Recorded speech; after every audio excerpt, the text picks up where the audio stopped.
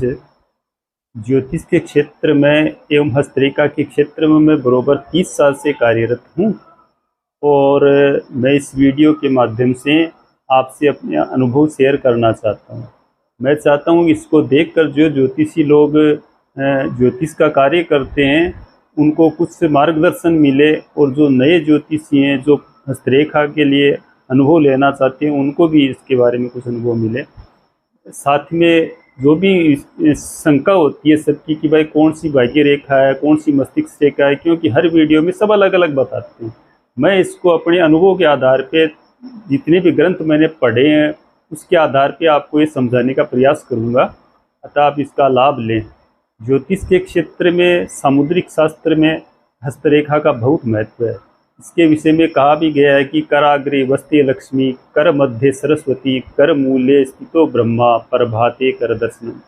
अतः सुबह सुबह हाथों को देखने की बहुत महत्व है। वैसे जैसे सबके फिंगरप्रिंट अलग अलग होते हैं, दुनिया में किसी के भी फिंगरप्रिंट मैच नहीं होते, उसी प्रकार सबका भाग्य भी अलग अलग होता है। इसलिए हस्तरेखा के द्वारा हम अंदाज़ा लगा सकते हैं आने वाले जीवन के बारे में, और जो भी कुछ दिक्कत होती है तो उसका समाधान भी अपन कर सकते हैं। अतः मेरे जो अनुभव है मैं आपके सामने शेयर करता हूँ।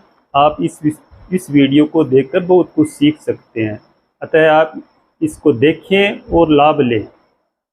साथियों, अब मैं हाथ में बनी हुई रेखाओं के बारे में आपसे कुछ बात करना चाहता हूँ। सबसे पहले अंगुलियों के बारे में। जो सबसे छोटी अंगुली होती है उसको कनिष्ठिका अंगुली बोलते हैं, उसके पास वाली अंगुली को अनामिका अंगुली बोलते हैं, जो बीच में बड़ी अंगुली होती है उसको मध्यमा अंगुली बोलते हैं, जो अंगूठे के पास में होती है और पहली जो अंगुली होती है उसको तर्जनी अंगुली बोलते हैं, और ये अंगुष्ठ होता है। तो सबसे पहले अपन जीवन रेखा के बारे में मैं आपको बताता हूँ। अंगुष्ठ और तर्जनी अंगुली, इन दोनों के बीच से जो रेखा निकल के ये जो होता है ये मणिबद्ध कहलाता है, जो हाथ से जुड़ा हुआ होता है। अंगुष्ठ और तर्जनी के बीच से रेखा निकलकर मणिबद्ध की तरफ जाती है, इसी रेखा को हम जीवन रेखा बोलते हैं। ये जितनी लंबाई पर निर्दोष रूप से जाती है उतनी आयु ये जातक की दर्शाती है। इस रेखा के द्वारा ही हम आयु, रोग, अकस्मात मृत्यु जैसी अचानक दुर्घटना होती है उसके बारे में ये पूरा आकलन इससे हम कर सकते हैं। तो ये हमारे पितृ कृपा और पितृ दोष आदि को भी ये रेखा दर्शाती है। अब इसको गोत्र रेखा और कुल रेखा भी बोला जाता है। अतः मुख्य रूप से ये अपने जीवन का आकलन करने के लिए इस जीवन रेखा को काम में लेते हैं। तो ये हो गई आपकी जीवन रेखा। अब दूसरी रेखा के ऊपर अपन विचार करते हैं। जो अपनी छोटी अंगुली होती है कनिष्ठिका अंगुली, उसके मूल से निकल करके और मध्यमा अंगुली के और तर्जनी अंगुली के बीच तक जो रेखा जाती है, इस रेखा को हम हृदय रेखा बोलते हैं। हृदय रेखा, इस रेखा के द्वारा जातक की हृदय की स्थिति को देखा जाता है। हृदय रोग के बारे में इसका विचार किया जाता है, और आयु को निर्धारण करने में हृदय रेखा का भी बहुत बड़ा रोल होता है। कभी कभी होता है कि किसी की जीवन रेखा काफ़ी लंबी होती है और हृदय रेखा बीच में से कट हो जाती है। जीवन तो शेष होता है लेकिन हार्ट बंद हो गया तो वो जीवन कहाँ से होगा। इसलिए जीवन का निर्धारण करने में हृदय रेखा का भी बहुत बड़ा रोल होता है। और हृदय रोग कब होगा, कैसे होगा, कोई नुकसान तो नहीं होगा, उसका पूरा आकलन हम हृदय रेखा के द्वारा करते हैं।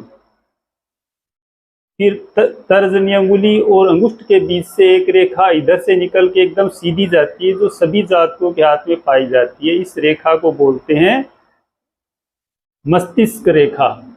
मस्तिष्क रेखा, इस रेखा को बोलते हैं। इससे व्यक्ति के दिमाग की स्थिति, मस्तिष्क की स्थिति, याद रखने की कैपेसिटी, और जो विद्यार्थी होते हैं उनमें शिक्षा ग्रहण करने की, याद रखने की कितनी कैपेसिटी होती है, सब इससे देखते हैं। मानसिक रोग की जो स्थिति होती है सभी इस मस्तिष्क रेखा के द्वारा ही हम देखते हैं। अतः ये मस्तिष्क की जो स्थिति होती है उसको बताने का पूरा कार्य ये मस्तिष्क रेखा के द्वारा ही होता है। फिर अपन देखते हैं सूर्य रेखा को। ये जो रेखा होती है अनामिका रेखा, इसको सूर्य की अंगुली भी बोला जाता है।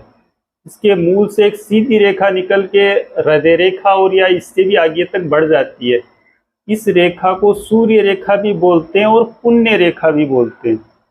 जिस किसी के हाथ में ये रेखा होती है वो बड़ा ही भाग्यशाली होता है, और सूर्य रेखा के दम पर चाहे उसकी स्थिति कैसी भी हो, उसके पास में पैसे हो या ना हो, लेकिन सूर्य रेखा यदि हाथ में हो तो वो व्यक्ति मान सम्मान पाता है। कहीं भी जाओ, कितने भी लोगों के पास में जाओ, सबसे पहले सम्मान उसका होता है। इसलिए सूर्य रेखा और पुण्य रेखा की गणना भाग्य रेखा से भी की जाती है। किसी के हाथ में भाग्य रेखा हो, सूर्य रेखा ना हो, ऐसे जातकों में क्या होता है कि उसके पास पैसे तो बहुत होते हैं, लेकिन वो पैसे किसी भी पुण्य में वो खर्च नहीं कर सकता। एक बात ये होती है, जिसके हाथ में ये सूर्य रेखा होती है वो जातक दिल से बहुत ही अच्छा होता है, दूसरों का अहित नहीं कर सकता। इसलिए इस रेखा को पुण्य रेखा बोलते हैं। ये हर किसी के हाथ में नहीं पाई जाती। जो भाग्यशाली होते हैं, धर्म कर्म में विश्वास रखते हैं, भगवान पे विश्वास रखते हैं, उन लोगों के हाथ में ये अनामिका के मूल में जो रेखा निकलती है वो सूर्य रेखा होती है, और ये सूर्य रेखा भाग्यशाली लोगों के हाथ में ही पाई जाती है। अब अपन बात करते हैं भाग्य रेखा के बारे में। इस जीवन रेखा से सटके और मणिबद्ध से एक रेखा निकलती है यहाँ से, इसके पास से होके, और सीधी ये रेखा जाती है शनि।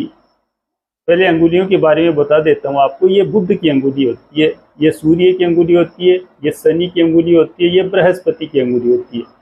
तो ये मणिबद्ध से निकलकर सीधी रेखा शनि पर्वत तक जाती है। इस रेखा को बोलते हैं भाग्य रेखा। ये रेखा है भाग्य रेखा, ये भाग्य रेखा है।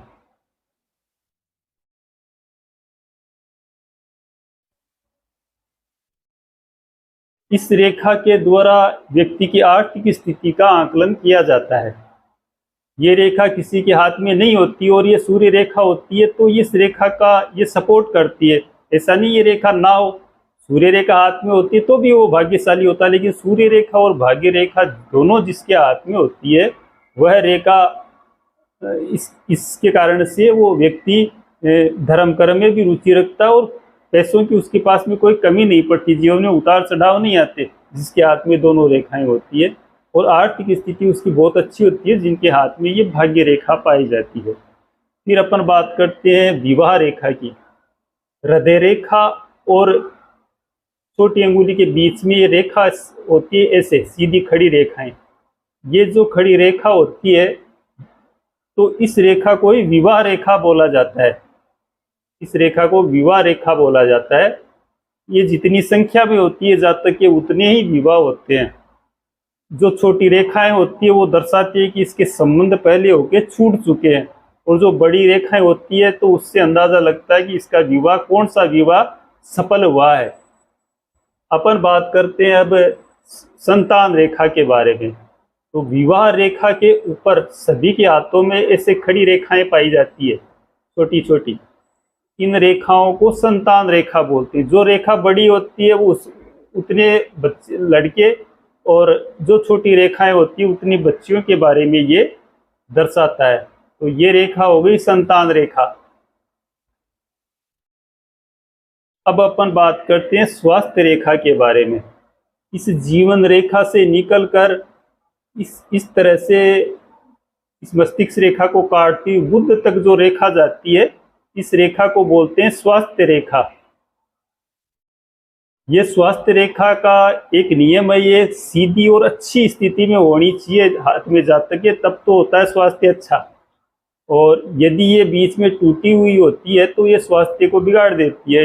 जिसके हाथ में टूटी हुई बनती है उसका जीवन लगभग स्वास्थ्य खराबी में निकलता है, स्वास्थ्य उसका खराब रहने लग जाता है।